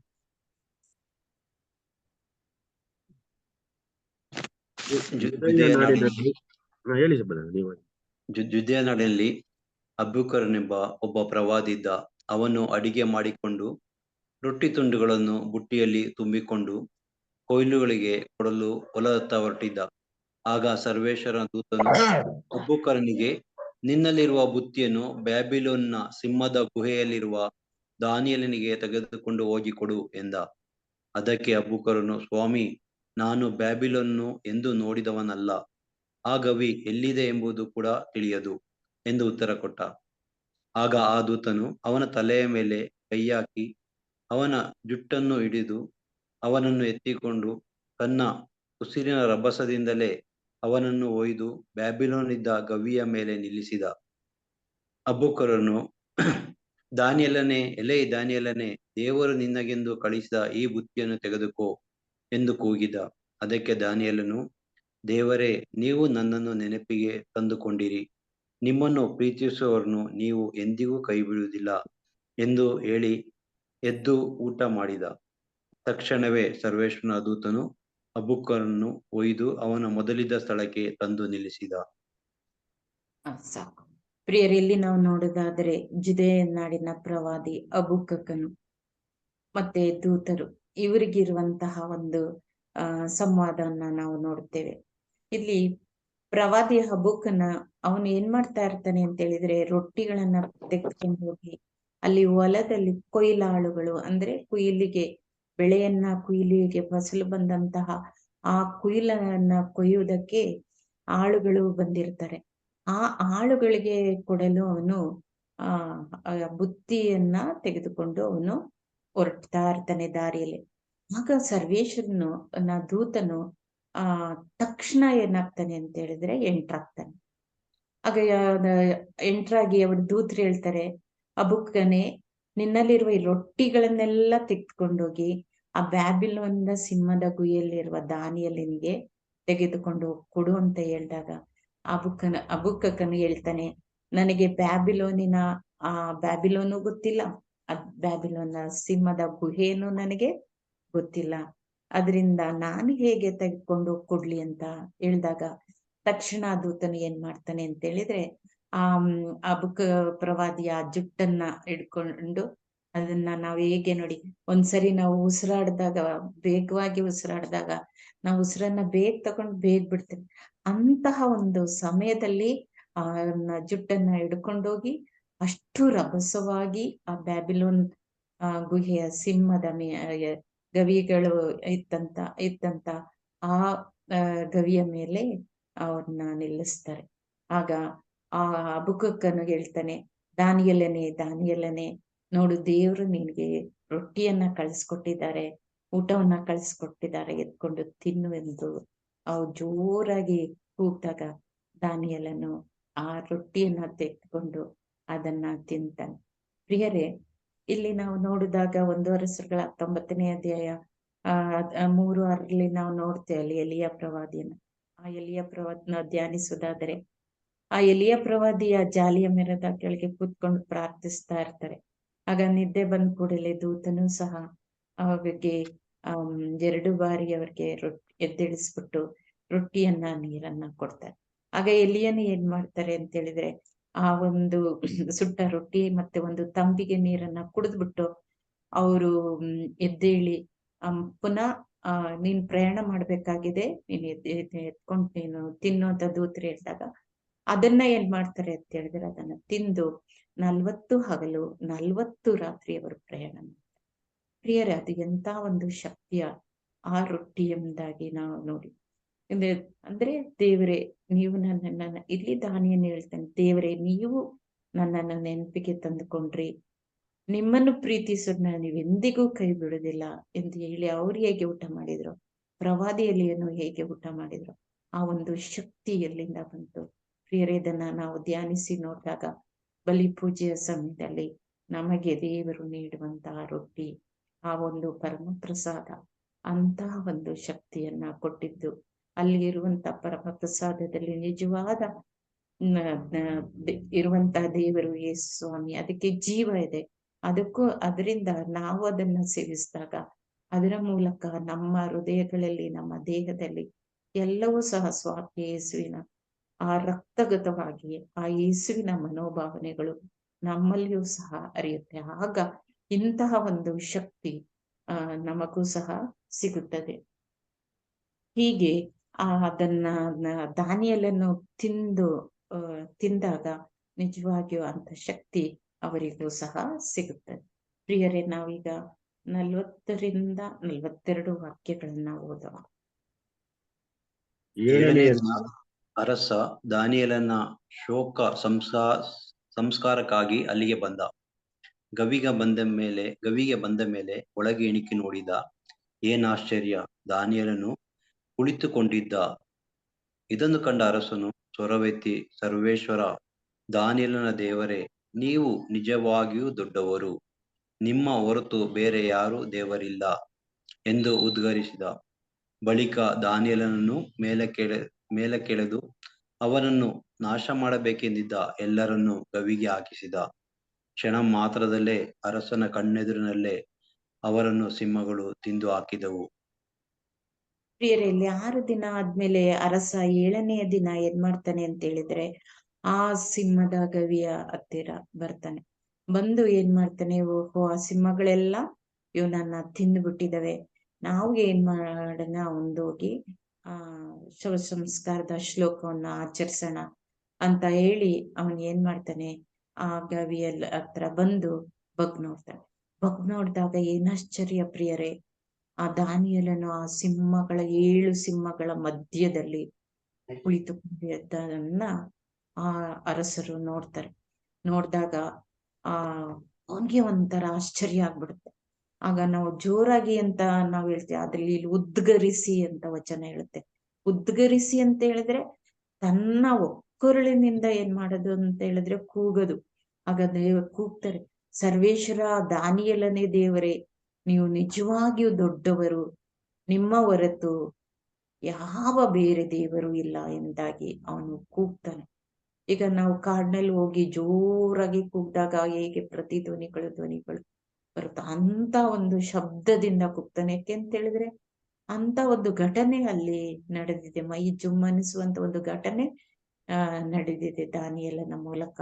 ಇದರಿಂದ ನಿಜವಾಗಿಯೂ ಆ ಅರಸನೇ ಸರ್ವಶಕ್ತನಾದ ದೇವರು ಎಂದಾಗಿ ಏನು ದೇವರು ಆಶಿಸಿದರು, ನನಗೆ ಸಲ್ಲತಕ್ಕ ಗೌರವನು ನನಗೆ ಕೊಡಿ, ನನ್ನ ಹೊರತು ಬೇರೆ ಯಾರ ದೇವರಿಲ್ಲ, ನಾನೇ ಲೋಕಕ್ಕೆ ದೇವರು, ನನ್ನನ್ನ ನಂಬಿ ವಿಶ್ವಾಸಿಸಿ ಅಂತ ಹೇಳಿದಂತಹ ಆ ವಚನವನ್ನ ವಿಶ್ವಾಸ ಇಲ್ಲದಂತ ಈ ಅರಸರು ಉದ್ಗರಿಸಿದಾಗ ಎಂತ ಒಂದು ಆಶ್ಚರ್ಯ ದೇವರು ಅವರಲ್ಲಿ ಕ್ರಿಯೆ ಮಾಡಿದ್ದಾರೆ ಎಂಬುದಾಗಿ ನಾವು ನೋಡ್ತೇವೆ.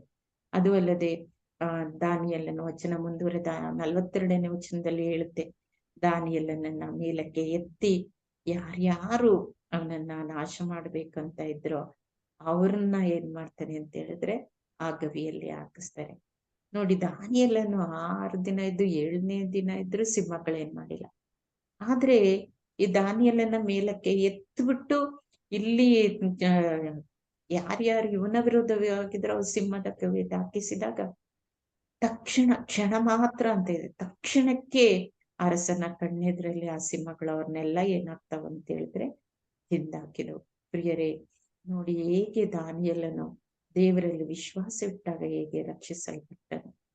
ಮತ್ತೆ ಯಾರ್ಯಾರು ಈಗ ಇದ್ರಲ್ಲಿ ನಾವು ಸಜ್ಜನರು ದುರ್ಜನರು, ಸಜ್ಜನರನ್ನು ನಾನು ಆರಿಸ್ಕೊಳ್ತೇನೆ, ದುರ್ಜನರನ್ನು ನಾನು ಹೊಂಡದಲ್ಲಿ ಕಟಕಟನೆ ಹಲ್ಲು ಕಡಿಯುವಂತಹ ಒಂದು ಸ್ಥಳದಲ್ಲಿ ನಾನು ದಬ್ಬಿ ಬಿಡುತ್ತೇನೆ ಎಂಬ ಆ ವಚನ ಇಲ್ಲಿ ಏನಾಗುತ್ತೆ ಅಂತ ಹೇಳಿದ್ರೆ ನೆರವೇರುತ್ತೆ. ಪ್ರಿಯರಿದಾಗಿದೆ, ದಾನಿಯೇಲನು ಇದ್ದಂತ ಒಂದು ಯುವಕ ದೇವರಿಂದ ರಕ್ಷಿಸಲ್ಪಟ್ಟವನು. ಇದಕ್ಕೆ ಮುಖ್ಯ ಕಾರಣ ಪ್ರಾರ್ಥನೆಯವನ ಅಸ್ತ್ರವಾಗಿತ್ತು. ನಮ್ಮದು ಹೇಗೆ ಅಂತ ಎಂಬುದಾಗಿ ನಾವು ನೋಡೋಣ. ಉಪವಾಸವೇ ಅವನ ಮಂತ್ರ ಆಗಿತ್ತು, ವಿಧೇಯತೆಯೇ ಅವನ ದೃಷ್ಟಿಯಾಗಿತ್ತು. ಜೀವಸ್ವರೂಪನಾದ ದೇವರನ್ನ ಆರಾಧಿಸುವುದೇ, ವಿಶ್ವಾಸದೇ, ಅವರಲ್ಲಿ ನೆಲೆ ನಿಲ್ಲುವುದೇ ಅವನ ಗುರಿಯಾಗಿತ್ತು. ಎಲ್ಲಕ್ಕಿಂತ ಮಿಗಿಲಾಗಿ ಅವನು ಹೇಳ್ತಾನೆ, ನಾನು ಇದನ್ನೆಲ್ಲ ತಿಂದು ಅಶುದ್ಧನಾಗಲಾರೆ, ಶುದ್ಧವಾದ ಪರಿಶುದ್ಧವಾದಂತಹ ಜೀವಿತ ಅವನಾಗಿತ್ತು. ಪ್ರಿಯ ಸಮಸ್ತ ಲೋಕಕ್ಕೂ ಸಮಸ್ತ ಸ್ವಪ್ನಗಳನ್ನು ಹೇಳುವಂತ ದಿವ್ಯ ದರ್ಶನವನ್ನು ಅರ್ಥೈಸುವಂತ ಜಾಣ ನಿಪುಣ ಅವನಾಗಿದ್ದಾನೆ. ಆದ್ರೆ 3 ಬಾರಿ ಅವನು ಪ್ರತಿದಿನ ದಿನ ಪ್ರಾರ್ಥನೆ ಮಾಡ್ತಾನೆ. ಅಂತೆ ಪವಿತ್ರ ಗ್ರಂಥವನ್ನ ಅವನ್ ದೇವ್ರಿಗೆ ಏನು ದರ್ಶನ ಕೊಡ್ತಾರೆ ಅದನ್ನ ಬರೆದಿಡ್ತಾ ಇದ್ದ. ಆಮೇಲೆ ಆ ಮುದ್ರೆಯನ್ನ ಹಾಕೋದಕ್ಕಿಂತ ಮುಂಚೆ ದಲ್ಲಿ ಪವಿತ್ರ ಗ್ರಂಥವನ್ನ ಅವನು ಬರೀತಿದ್ದ. ಇಂತಹ ಎಲ್ಲ ವಿಶ್ವಾಸದ ಮನೋಭಾವಗಳನ್ನ ದಾನಿಯೇಲನು ಯುವಕನಾಗಿದ್ದಾಗ ಅವನು ವೃದ್ಧಿಪಡಿಸಿಕೊಂಡಿದ್ದನು, ಅದನ್ನ ಜೀವಿತದಲ್ಲಿ ಇದ್ದನು. ಅದೇ ಕೀರ್ತನೆ 119:9 ಹೇಳುತ್ತೆ, ನಡೆಯಲ್ಲಿ ಶುದ್ಧವಿರಲು ಯುವ ಜನಕ್ಕೆ ಹೇಗೆ ಸಾಧ್ಯ, ನಿನ್ನಯ ವಾಕ್ಯಾನುಸರಣೆಯಿಂದಲೇ ಅವರಿಗದು ಸಾಧ್ಯ ಎಂದಾಗಿ. ಪ್ರಿಯರೇದಾಗಿದೆ ದಾನಿಯೇಲ ಎಂಬ ಒಂದು ಯುವಕ, ನನ್ನ ಈಗಿನ ಯುವಕರಿಗೂ ಅಂತಹ ಒಂದು ಮನೋಭಾವನೆ ಬರ್ಲಿ ಎಂದಾಗಿ, ದಾನಿಯೇಲನಂತ ಮಕ್ಕಳು ಎದ್ದೇಳಲಿ ಎಂದಾಗಿ ನಾವು ಈ ವಚನದ ಆಧಾರಿತವಾಗಿ ನಾವು ಪ್ರಾರ್ಥಿಸೋಣ. ಅವನಲ್ಲಿ ಇಟ್ಟುಕೊಂಡ ಈ ಎಲ್ಲ ಅಂಶಗಳು ನಮ್ಮ ಹೃದಯದಲ್ಲಿಯೂ ನಾವು ಅನುಭವಿಸೋಣ, ಅನುಸರಿಸೋಣ. ಹಾಗೆ ಪ್ರಿಯರೇ, ಈ ವಚನಗಳನ್ನೆಲ್ಲ ನನಗೆ ಧ್ಯಾನಿಸಲು ಕೊಟ್ಟ ಮರಿಯನ್ ಮಾರ್ನಿಂಗ್ ಸ್ಟಾರ್ನ ಎಲ್ಲಾ ಸದಸ್ಯರಿಗೆ ನಾನು ವಂದನೆಗಳನ್ನು ಸಲ್ಲಿಸ್ತೇನೆ. ಅದಕ್ಕೆ ಕೊನೆಯದಾಗಿ ಈ ದಿನ ಟೀಚರ್ಸ್ ಡೇ ಅಂತ ಹೇಳಿದ್ರೆ ಶಿಕ್ಷಕರ ದಿನಾಚರಣೆ. ಈ ಶಿಕ್ಷಕರ ದಿನಾಚರಣೆಯಲ್ಲಿ ಮರಿಯ ಮಗ್ದಲಿನಳು ಆ ಸಮಾಧಿಯ ಬಳಿಗೆ ಹೋದಾಗ ಸ್ವಾಮಿ ಯೇಸುವನ್ನ ಅವಳು ಹುಡುಕಿದಾಗ ಸ್ವಾಮಿ ಯೇಸು ಸಿಕ್ಕಿದಾಗ ಅಂದ್ರೆ ಸ್ವಾಮಿ ಯೇಸು ಮಾತನಾಡಿದಾಗ, ಮರಿಯಾ ಎಂದು ಕೂಗಿದಾಗ ರಬೋನಿ ಎಂಬುದಾಗಿ ಯೇಸು ಸ್ವಾಮಿ ಹೇಳಿ. ರಬೋನಿ ಎಂದರೆ ಗುರು ಎಂಬುದಾಗಿ. ಸ್ವಾಮಿ ಯೇಸುವೆ ಒಂದು ಆಧ್ಯಾತ್ಮಿಕವಾದ, ಶಾರೀರಿಕವಾದ, ಮಾನಸಿಕವಾದಂತ ಇಹಲೋಕದ ಒಂದು ನಮಗೆ ಗುರುವಾಗಿದ್ದರು. ಅಂತ ಒಂದು ಗುರುವಿನ ಸ್ಥಾನದಲ್ಲಿ ಒಂದು ಈ ಟೀಚರ್ಸ್, ಶಿಕ್ಷಕರು ಇರುವಂತಹ ಒಂದು ಸ್ಥಾನವನ್ನ ಈ ಲೋಕದಲ್ಲಿ ಕೊಟ್ಟಿದ್ದಾರೆ. ಅದರಿಂದ 2 ಪೇತ್ರ 1:10 ವಚನದಲ್ಲಿ ನಾವು ಹೇಳ್ತೇವೆ, ದೇವರಿಂದ ಕರೆ ಹಾಗೂ ದೇವರಿಂದ ಆಯ್ಕೆಯಾದವರು ಅಂತ. ಹೌದು ಪ್ರಿಯರೇ, ಈ ಒಂದು ಪ್ರೊಫೆಷನ್ ಅಥವಾ ಒಂದು ಸ್ಥಾನ, ಇದನ್ನ ಉದ್ಯೋಗ ಅಂತ ಹೇಳಲ್ಲ, ಒಂದು ಸೇವೆ ಅಂತ ಹೇಳ್ತೀವಿ. ಟೀಚರ್ಸ್ ಉದ್ಯೋಗನ, ವೃತ್ತಿಯನ್ನ ಒಂದು ಸೇವೆ ಅಂತ ನಾವು ಕರಿತೇವೆ. ಅಂತ ಒಂದು ಮನೋಭಾವನೆ ಎಲ್ಲಾ ಶಿಕ್ಷಕರಲ್ಲಿ ದೇವರು ಕೊಡಲಿ. ಈ ಕತ್ತಲಲ್ಲಿ ಬೆಳಗುವಂತಹ ದೀಪಗಳನ್ನಾಗಿ ಅವರು ಮಾರ್ಪಡಲಿ. ಅಂತಹ ಒಂದು ಮನೋಭಾವನೆ ಎಲ್ಲಾ ಟೀಚರ್ಸ್ ಅಲ್ಲೂ ಇದ್ದು ಎಲ್ಲವನ್ನು ಸಹಿಸಿಕೊಂಡು ಕರ್ತನಿಗಾಗಿ ದುಡಿಯುವಂತ ಮಕ್ಕಳನ್ನ ಎದ್ದೇಳಿಸಲಿ. ಅವರಿಗೂ ಮತ್ತೆ ಮಕ್ಕಳಲ್ಲಿ ಇರುವಂತಹ ಸಂಬಂಧ ಯೇಸುವಿಗೂ ಮತ್ತು ಎಲ್ಲಾ ಲೋಕದ ಜನರಿಗೆ ಯಾವ ಒಂದು ಸಂಬಂಧ ಇದೆ ಅಂತ ಒಂದು ಸಂಬಂಧವನ್ನ ದೇವರು ಅವರಿಗೆ ದಯಪಾಲಿಸಲಿ ಅಂತ ಹೇಳಿ, ಮತ್ತೆ ಮಕ್ಕಳನ್ನ ಒಳ್ಳೆ ಬೆಳಕಿನ ಮಕ್ಕಳಾಗಿ ಮಾರ್ಪಡಿಸಲಿ ಎಂಬುದಾಗಿ ಹೇಳಿ, ನಾನು ಇದಕ್ಕಿಂತ ಒಂದು ಅಂದ್ರೆ ಈ ಟೀಚರ್ಸ್ ಡೇ ಆಚರಿಸಿದಾಗ್ಲಿ ಅಥವಾ ಒಂದು ಸ್ವತಂತ್ರ ದಿನವನ್ನ ಆಚರಿಸುವಾಗ ಹಿಂದೆ ನಮ್ಮ ದೇಶಕ್ಕೋಸ್ಕರ ಯಾರು ಮಾಡಿದ್ರು, ಯಾರು ರಕ್ತವನ್ನ ಚೆಲ್ಲಿದ್ರು ಹುತಾತ್ಮರು, ಅವರೆಲ್ಲರ ಆತ್ಮಶಾಂತಿಗಾಗಿ ನಾವು ಪ್ರಾರ್ಥಿಸುತ್ತಾ ನನಗೆ ಕೊಟ್ಟಂತಹ ಈ ಸಂದೇಶವನ್ನ ಮುಗಿಸ್ತೇನೆ. ಇದನ್ನ ಎಲ್ಲರಿಗೂ happy teachers day. Thank you so much. Thank you miss. ನಿಮ್ಗೂ ಹ್ಯಾಪಿ ಟೀಚರ್ಸ್ ಡೇ. ಬೇರೆ ಡಿಟೇಲ್ ಆಗಿ ಸಾಯಿ ಮೇರಿ ಮಿಸ್ ಇದು ನಮಗೆ ತಿಳಿಸಿದ್ದಾರೆ. ಇದರಲ್ಲಿ ಒಂದು 2 ಪಾಯಿಂಟ್ ನಿಮ್ಗೆ ನಿಮ್ ಜೊತೆಗೆ ಶೇರ್ ಮಾಡಲು ಬಯಸ್ತಾ ಇದ್ದೇನೆ. ಒಂದು, ದಾನಿಯೇಲಿಗೆ ಇದು ಒಂದು ಹೊಸತನ ಅಲ್ಲ. 3ನೇ ಅಧ್ಯಾಯದಿಂದ ನಾವು ನೋಡುವಾಗ ಕಾಣ್ತಾ ಇದ್ದೀವಿ, ಈ ಸಿಂಹಗಳ ಗವಿಗೆ ಅಥವಾ ಬೇರೆ ಬೇರೆ ರೀತಿಯಲ್ಲಿ ಕೊಂದಾಕ್ತಿವಿ ಎಂಬ ಪದಗಳು ದಾನಿಯೇಲನ ಅಲ್ಲಿ 2ನೇ ಅಧ್ಯಾಯದಿಂದನೇ ಕೇಳಲು ಪ್ರಾರಂಭಿಸಿದ್ದಾರೆ. ಆದ್ರೆ ಸ್ಟಾರ್ಟಿಂಗ್ ಅಲ್ಲೆಲ್ಲ ದಾನಿಯೇಲಿಗೆ ಸ್ವಲ್ಪ ಟೆನ್ಷನ್ ಆಗ್ತಾ ಇತ್ತೋ ಏನೋ. ಬರುತ್ತಾ ಈಗ 6ನೇ ಅಧ್ಯಾಯದಲ್ಲೂ ಸೇಮ್ ಇನ್ಸಿಡೆಂಟ್ ಇದೆ, ಸಿಂಹಗಳ ಗವಿಗೆ ಹಾಕುವುದು.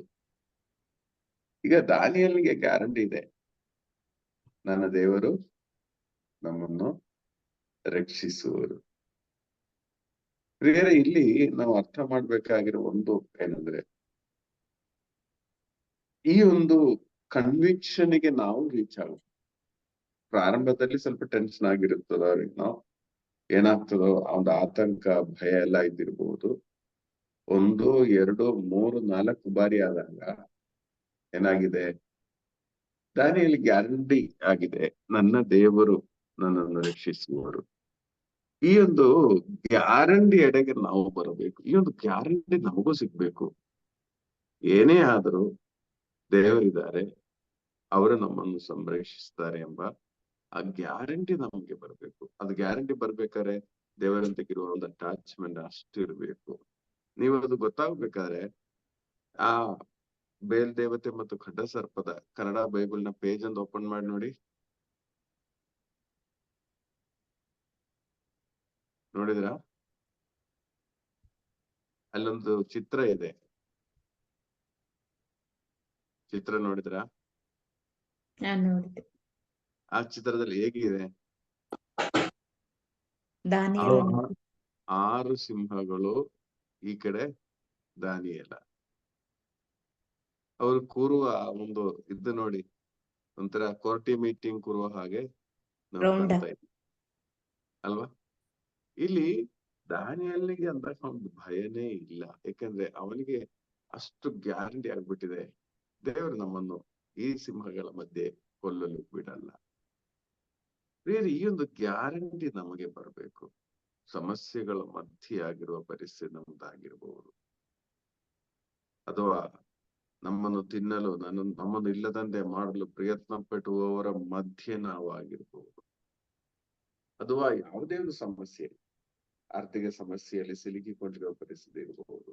ಆದ್ರೆ ಬೇರೆ ಆ ದೇವರನ್ನು ಪರಿಪೂರ್ಣವಾಗಿ ಆ ದೇವರನ್ನು ನಂಬಬೇಕಾದ್ರೆ ದೇವರನ್ನು ನಾವು ಅನುಭವಿಸ್ಬೇಕು. ನಮ್ಮ ಜೀವನದಲ್ಲಿ ಬರುವ ಪ್ರತಿಯೊಂದು ಚಿಕ್ಕ ಚಿಕ್ಕ ವಿಷಯಗಳ ಮುಖಾಂತರ ಆ ದೇವರನ್ನು ನಾವು ಅನುಭವಿಸಬೇಕು.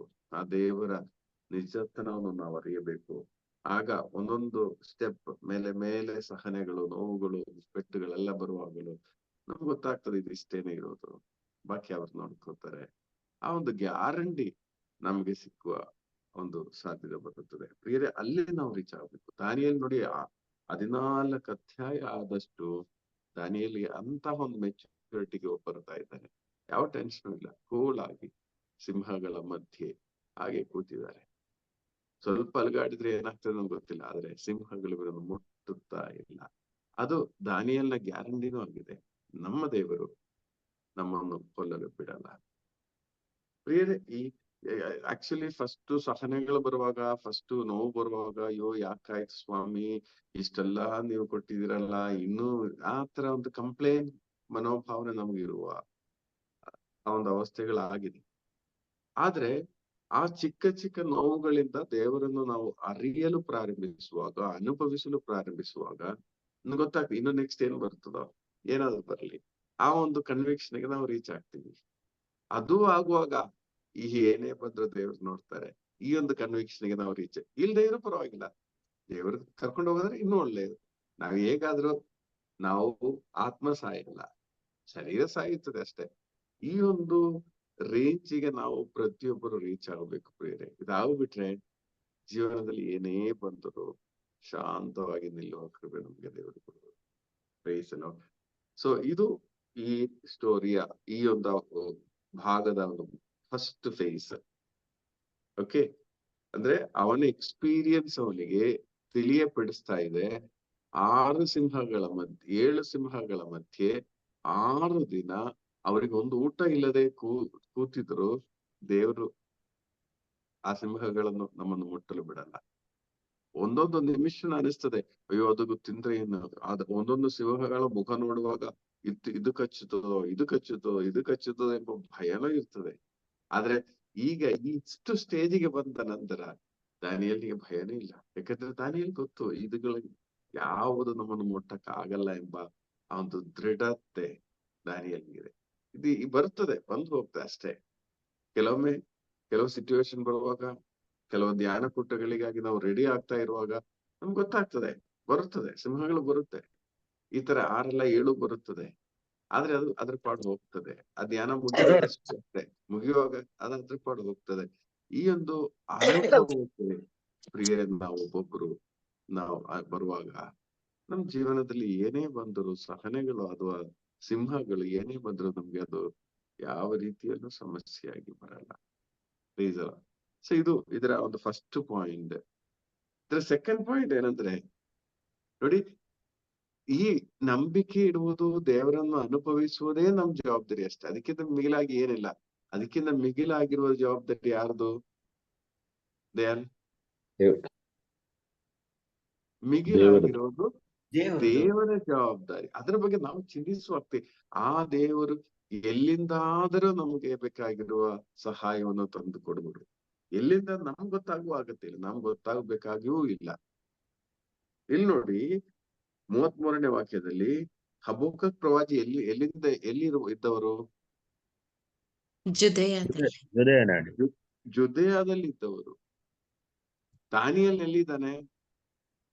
ಬ್ಯಾಬಿಲೋನಲ್ಲಿದ್ದಾನೆ. ಸುಮಾರು ಕಿಲೋಮೀಟರ್ ದೂರ ಇದೆ, ಬೇರೆ ಬೇರೆ ರಾಷ್ಟ್ರಗಳು. ದೇವರಿಗೆ ಬೇಕಾದ್ರೆ ಬಾಬಿಲೋನಿಂದನೇ ಯಾರನ್ನ ಕರ್ಕೊಂಡು ಹೋಗ್ಬೋದಲ್ಲ? ಇಲ್ಲ. ದೇವರಿಗೆ ಗೊತ್ತು ನಿಮ್ಮ ರಕ್ಷಣೆಗೆ ಯಾರು ಬೇಕು, ಆ ದೇವರಿಗೆ ಗೊತ್ತು. ನಾವು ಯೋಚನೆ ಮಾಡ್ತೀವಿ, ನೋಡಿ ನಮ್ಮ ಅಕ್ಕಪಕ್ಕದವರು ಒಂದ್ ಮಾತು ಹೇಳಿಲ್ಲ, ನಮ್ಗೆ ಸಪೋರ್ಟ್ ಮಾಡಿಲ್ಲ, ಅವರು ಇತರೆಲ್ಲ ಚಿಂತೆ ನಮ್ಮ ಮನಸ್ಸಿಗೆ ಬರುತ್ತದೆ. ಪ್ರಿಯರೇ, ನಮಗೆ ಅನುಗ್ರಹ ಬರಬೇಕಾದ್ರೆ ಎಲ್ಲೂ ಯಾವುದು ಗೊತ್ತಿಲ್ಲದಿರೋ ಕಲ್ಕಟ್ಟಾದಿಂದ ಬರಬಹುದು, ಡೆಲ್ಲಿಯಿಂದ ಬರಬಹುದು, ನಾವು ಎಕ್ಸ್ಪೆಕ್ಟ್ ಮಾಡದೇ ಇರುವ ಸ್ಥಳದಿಂದ ನಮ್ಗೆ ಅನುಗ್ರಹ ಬರಬಹುದು. ಇಲ್ಲಿ ಜೂಡೆಯ ಎಲ್ಲಾ ಇಸ್ರಾಯೇಲ್ ಜನರು ಬಾಬಿಲೋನಿನಿಂದ ಜೋಡಾಯಿಗೆ ಹೋಗ್ಬೇಕು ಅಂತ ಆಸೆ ಪಡುವವರು. ಹಾಗೆ ಯಾರಾದ್ರೂ ಜೋಡಯಾದಿಂದ ಬಾಬಿಲೋನಿಗೆ ಬರ್ತಾರ? ಯಾರು ಬರಲ್ಲ, ಅದು ಇಸ್ರಾಯೇಲ್ ಅವರು. ಆದ್ರೆ ಇಲ್ಲಿ ನೋಡಿ, ದೇವರು ಉಪಯೋಗಿಸುವ ವ್ಯಕ್ತಿ ಜೂದಯಾದಲ್ಲಿರುವ ಹಬಕ್ಕೂಕ್ ಪ್ರವಾದಿಯನ್ನು ದಾನಿಯೇಲನನ್ನು ರಕ್ಷಿಸಲು ಇಲ್ಲಿ ಉಪಯೋಗಿಸ್ತಾ ಇದ್ದಾರೆ. ನೋಡಿ, ಇದು ನೋಡುದಂದ್ರೆ ಬಾಬಿಲೋನ್ ಎಲ್ಲಿ ಅಂತ ಗೊತ್ತಿಲ್ಲ, ದಾನಿಯೇಲ್ ಎಲ್ಲಿ ಅಂತ ಗೊತ್ತಿಲ್ಲ, ಏನು ಗೊತ್ತಿಲ್ಲ ಹಬಕ್ಕೂಕ್ ಪ್ರವಾದಿಗೆ. ಆದ್ರೆ ಪ್ರಿಯರೇ, ಇಲ್ಲಿ ನೋಡ್ತೀವಿ, ಬಾಬಿಲೋನಿನಲ್ಲಿರುವ ಆ ದಾನಿಯೇಲಿನ ಗವಿಗೆ ದೇವರು ದೂತನನ್ನು ಹೇಗೆ ಕರ್ಕೊಂಡು ಹೋಗ್ತಾ ಇದ್ದಾರೆ? ಜುಟ್ಟಿಡಿದು. ಸೊ ದೇವರ ಪ್ರೀತಿ ಅದು ಹೇಗಾಗ್ತದೆ ನಮ್ಗೆ ಹೇಳಕ್ಕಾಗಲ್ಲ. ಆ ರೂಟ್ಸ್ ಎಲ್ಲ ನಮ್ಗೆ ಹೇಳಕ್ಕಾಗಲ್ಲ, ಯಾವ ರೀತಿಯಲ್ಲಿ ನಮ್ಗೆ ಗೊತ್ತಾಗಲ್ಲ. ಈಗ ನೋಡಿ, ಹೊಸ ಒಡಂಬಡಿಕೆಯಲ್ಲಿ ಪ್ರೇಕ್ಷಿತರ ಕಾರ್ಯಕಲಾಪದಲ್ಲಿ ಫಿಲಿಪಿನನ್ನು ಅದೇ ರೀತಿ ಕರ್ಕೊಂಡು ಹೋದ್ರಲ್ಲ. ಇನ್ನೊಂದು ಜೋಡ ನೋಡಿ, ಪ್ರೇಕ್ಷಿತರ ಕಾರ್ಯಕಲಾಪ 8ನೇ ಅಧ್ಯಾಯ ಅನ್ಸುತ್ತೆ. ಪ್ರೇಕ್ಷಿತರ ಕಾರ್ಯಕಲಾಪ 8ನೇ ಅಧ್ಯಾಯದಲ್ಲಿ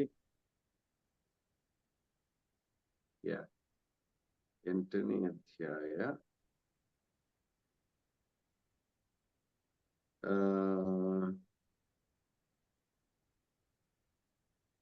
ನೋಡಿ 40ನೇ ವಾಕ್ಯ ಅಲ್ಲ 39ನೇ ವಾಕ್ಯ. ಅವರಿಬ್ಬರು ನೀರಿನಿಂದ ಮೇಲಕ್ಕೆ ಬಂದೊಡನೆ ಪ್ರಭುವಿನ ಆತ್ಮವು ಫಿಲಿಪ್ಪನನ್ನು ಅಲ್ಲಿಂದ ಕೊಂಡೊಯ್ಯಿತು. ಆ ಅಧಿಕಾರಿ ಫಿಲಿಪ್ಪನನ್ನು ಪುನಃ ಕಾಣಲಿಲ್ಲ. ಅವನು ಸಂತೋಷಭರಿತನಾಗಿ ಆತ್ಮವು ಫಿಲಿಪ್ಪನನ್ನು ಅಲ್ಲಿಂದ ಕರ್ಕೊಂಡು ಬೇರೆ ಕಡೆ ಕರ್ಕೊಂಡು ಹೋದ್ರು. ಅದಾದ್ಮೇಲೆ ಇಲ್ಲಿ ಫಿಲಿಪ್ಪನನ್ನು ಕಾಣಲಿಲ್ಲ. ಅವರು ಇನ್ನೊಂದು ರಾಜ್ಯದಲ್ಲಿ ಶುಭ ಸಂದೇಶವನ್ನು ಸಾರುತ್ತಾ ಇದ್ದಾರೆ.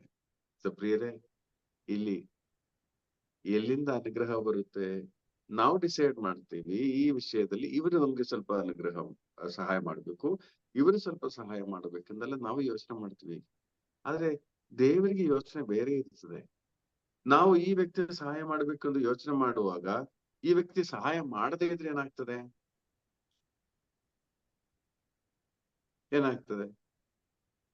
ದೇವ್ರ ಆರಾಮ್ಸೆ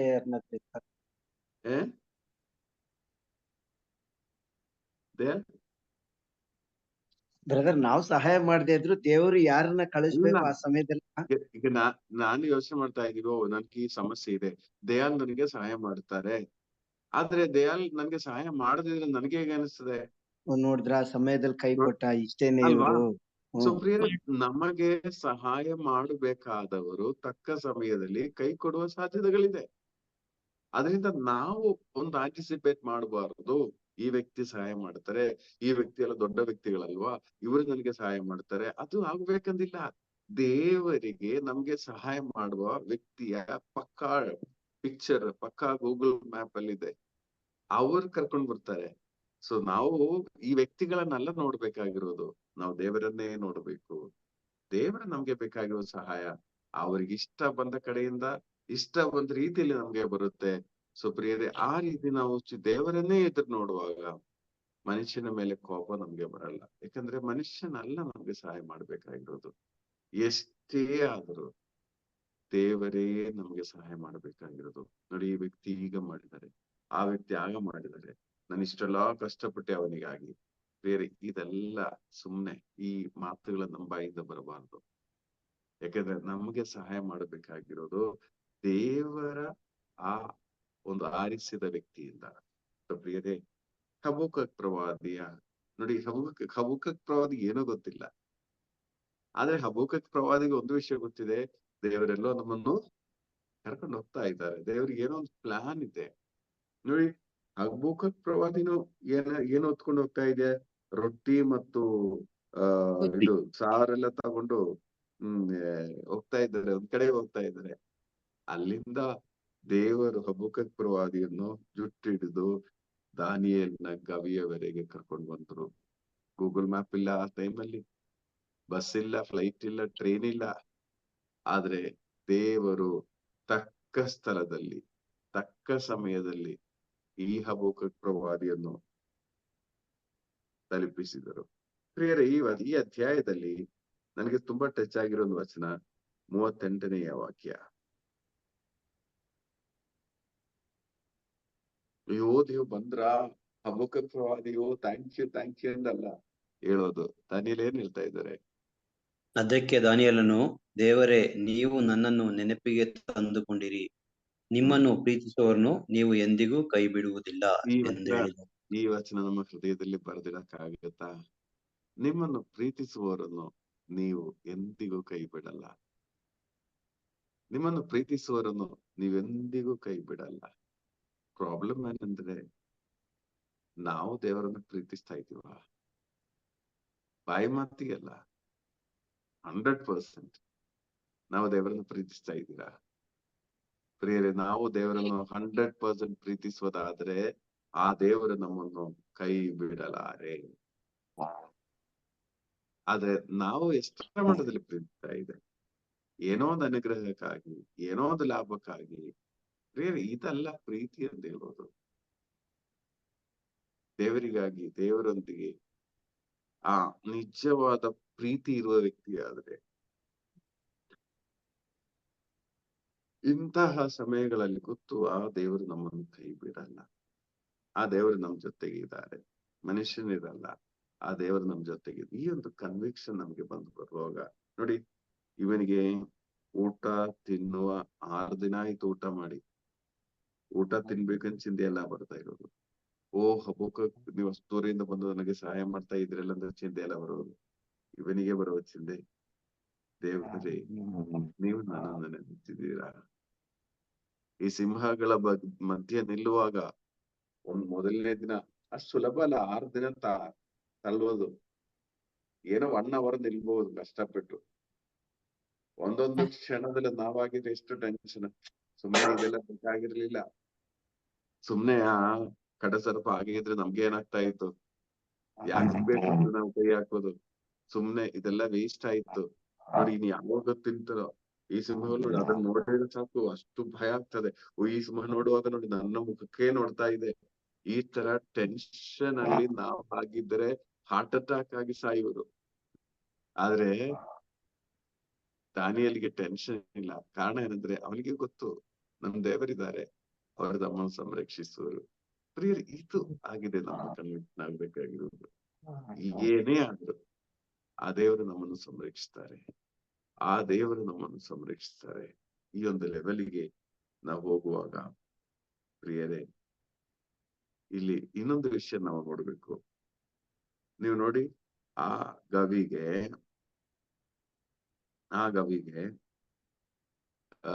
ಹಬುಕಕ್ ಪ್ರವಾದಿ ರೊಟ್ಟಿ ಮತ್ತು ಮಾಂಸ ಇಟ್ಟು ಕೊಡ್ತಾ ಇದ್ದಾರೆ. ಮೇಲ್ಗಡೆಯಿಂದ ಸ್ವಲ್ಪ ವಿಶ್ವಲೈಸ್ ಮಾಡಿ, ಮೇಲ್ಗಡೆಯಿಂದ ಕೆಳಗಡೆಗೆ ಗವಿಗೆ ಇಟ್ಟು ಕೊಡ್ತಾ ಇದ್ದಾರೆ. ಈ 7 ಅಂದ್ರೆ 6 ಸಿಂಹ ಮತ್ತು ದಾನಿಯೇಲ, ಇವರಲ್ಲಿ ಯಾರಿಗೆ ತುಂಬಾ ಶಕ್ತಿ ಇದೆ? ದಯಾಲ್? ಬ್ರದರ್, ಹ? 6 ಸಿಂಹಗಳು 6 ಸಿಂಹಗಳಿಗೆ ಶಕ್ತಿ ಇದೆ. ಅಲ್ಲ, ಇವನೊಬ್ಬ ಆಫ್ಟರ್ ಆಲ್ ಒಂದು ಮನುಷ್ಯ. ಆ ಸಿಂಹಗಳು ಅಸ್ಥಿರ ಸಿಂಹದ ಮುಂದೆ ಏನೂ ಇಲ್ಲ ಅಲ್ವಾ? ಈಗ ಈ 6 ಸಿಂಹಗಳಿಗೂ ಒಂದೊಂದ್ ದಿನ ಎಷ್ಟೋ ಹೆಣಗಳು ಮತ್ತು ಎಷ್ಟೋ ಕುರಿಗಳನ್ನು ಕೊಡುವುದು. ಹೊಟ್ಟೆ ಹಸಿವು ಜಾಸ್ತಿ ಯಾರಿಗೆ ಇರುತ್ತದೆ? ಖಂಡಿತವಾಗಿಯೂ ಸಿಂಹಗಳಿಗೆ ಇರುತ್ತದೆ. ಈಗ ಮೇಲೆಯಿಂದ ರೊಟ್ಟಿ ಕೆಳಗಡೆ ಮೇ ಬಿ ಒಂದು ಹಗ್ಗದಲ್ಲಿ ಕಟ್ಟಿ ಕೆಳಗಡೆ ಇಳಿಸ್ತಾ ಇದ್ದಾರೆ. ಆಗ ಯಾರು ಫಸ್ಟ್ ಈ ಬ್ರದರ್, ದಾನಿಯಲ್ ಆದ್ರೆ ಅದು ಕೆಳಗಡೆ ಬರೋ ತನಕ ಕಾಯ್ಬೇಕು. ಸಿಂಹಗಳು ಕಾಯೋದೇ ಬೇಡ, ಅರ್ಧ ಭಾಗಕ್ಕೆ ಎಗ್ರಿ ಅದನ್ನ ಕಚ್ಕೊಂಡಿರ್ತವೆ. ಕಚ್ಕೊಂಡು ಇರುತ್ತಲ್ಲ, ಸಿಂಹಗಳು ಈಸಿಯಾಗಿ ತಿನ್ಬೋದಿತ್ತು. ಆದ್ರೆ ಯಾರು ತಿಂತಿದ್ದಾರೆ? ದಾನಿಯಲ್ ತಿಂತ ಎಲ್ಲ ನೋಡ್ತಾ ಇದ್ದೇವೆ. ದಾನಿಯೇಲೇ ತಿಂತಿದ್ದಾರೆ. ಸಿಂಹಗಳು ಡಿಸಿಪ್ಲಿನ್ ಆಗಿ ಅಲ್ಲಿ ಕೂತಿದೆ. ಬೇರೆ ಕೆಲವೊಮ್ಮೆ ನಾವು ಹೇಳ್ತೀವಿ, ನಮ್ಗೆ ಅನುಗ್ರಹ ಬರಬೇಕಿತ್ತು, ಇವರು ತಿಂದ್ಕೊಂಡು ಹೋದ್ರು, ಅವ್ರು ತಿಂದ್ಕೊಂಡು ಹೋದ್ರು ಅಂತೆಲ್ಲ ನಾವ್ ಹೇಳ್ತೀವಿ. ಪ್ರಾಬ್ಲಮ್ ಏನಂದ್ರೆ, ನಾವು ದೇವರನ್ನು ಪ್ರೀತಿಸ್ತಾ ಇದ್ದೀವ? ನಾವು ದೇವರನ್ನು ಪ್ರೀತಿಸುವುದಾದ್ರೆ ಸಿಂಹಗಳ ಮಧ್ಯೆ ನಾವಾಗಿದ್ದರು ನಮ್ಗೆ ಬೇಕಾಗಿರುವ ಅನುಗ್ರಹ ನಮ್ಗೇನೇ ಬರುತ್ತದೆ. ಅದೆಲ್ಲೂ ಬೇರೆ ರೂಟಲ್ಲಿ ಹೋಗಲ್ಲ, ಎಲ್ಲೂ ಬೇರೆ ರೂಟಲ್ಲಿ ಹೋಗಲ್ಲ. ಪ್ರಿಯರೇ, ಇದು ಇನ್ನೊಂದು ಮುಖ್ಯ ಪಾಯಿಂಟ್.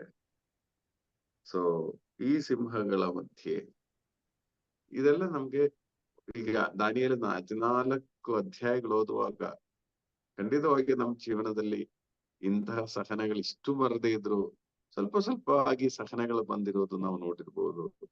ಆದ್ರೆ ಪ್ರಿಯ, ಒಂದೊಂದು ಸಹನೆಗಳಿಂದ, ಒಂದೊಂದು ಈ ಒಂದು ಸಫರಿಂಗ್ ಇಂದ ನಾವು ಕಲಿತು ದೇವರ ಪ್ರೀತಿಯನ್ನು ಅನುಭವಿಸಿ ನೆಕ್ಸ್ಟ್ ಸ್ಟೇಜಿಗೆ ಹೋಗಿ, ಅಲ್ಲಿಂದ ದೇವರ ಪ್ರೀತಿಯನ್ನು ಅನುಭವಿಸಿ ನೆಕ್ಸ್ಟ್ ಸ್ಟೇಜಿಗೆ ಹೋಗಿ, ಆ ಒಂದು ಬೆಳವಣಿಗೆ ನಮ್ಗೆ ಆಗುವಾಗ ನಮ್ಮ ಜೀವನದಲ್ಲಿ ಏನೇ ದುರಂತಗಳು ಬಂದ್ರು, ದುರಂತಗಳು ನನಗೆ ಉಪಕಾರವಾಯಿತು, ಆದುದರಿಂದ ದೇವರ ಕಟ್ಟಳೆಗಳು ನಾನು ಕಲಿತಿದ್ದೇನೆ ಎಂಬ ಆ ಒಂದು ಅರಿವಿಗೆ ನಾವು ಹೋಗುವರಾಗ್ತೇವೆ.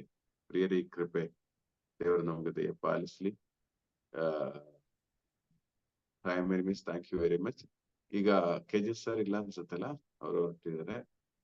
ಸೊ ಪ್ರಿಯರೇ, ಈಗ ನಿಮ್ಮ ಒಂದು ಅನಿಸಿಕೆ ನೀವು ಶೇರ್ ಮಾಡಬಹುದು. ಶಶಿಕಲಾ